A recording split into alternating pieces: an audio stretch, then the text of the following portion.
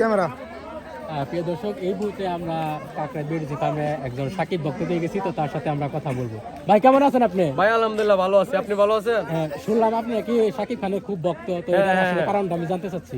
আসলে ওনাকে ভালোবাসার অবশ্যই অনেক কারণ আছে, ওনাকে ঘৃণা করার কোনো কারণ নাই, ওনাকে ভালোবাসারই কারণ আছে, অনেকগুলো কারণ আছে। তো এত ভালোবাসা কোথা থেকে আসে?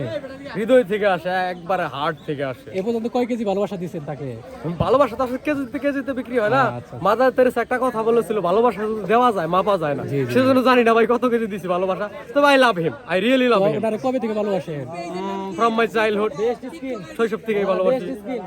তো ওনাকে প্রথমে আপনি পাইলে কি করতেন?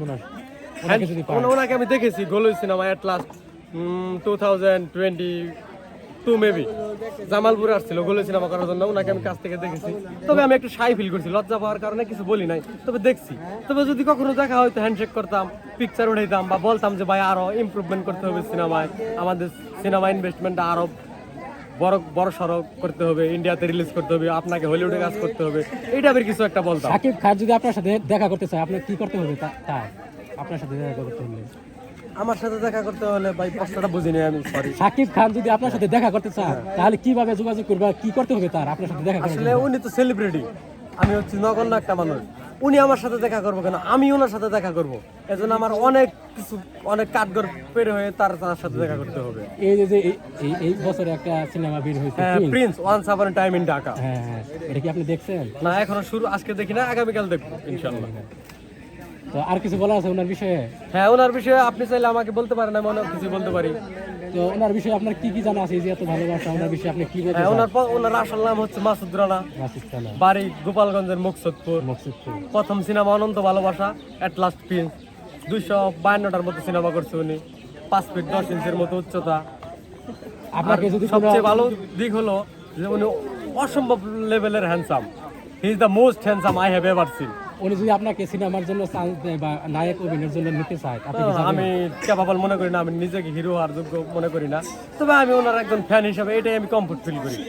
আর শুধু আমি আমার জন্য বলতেছি না, ওনার সিনেমা যারা এট লাস্ট বরবাদ দেখছে সবাই ওনার ভূয়সী প্রশংসা করছে। ওনাকে ঘৃণা করার যদি একটা কারণ থাকে, আমি 1000টা কারণ দেখাতে পারবো ভালোবাসার ওনাকে। দেখেন আমাদের দেশের মানুষরা তো হিংসু, বলিউডের স্টার রণবীর কাপুর, শাহরুখ খান, এদেরকে নিয়ে ওদের দেশের মানুষরা প্রাউড ফিল করে, আর আমাদের দেশের মানুষ শাকিব খানকে নিয়ে হাসাহাসি করে।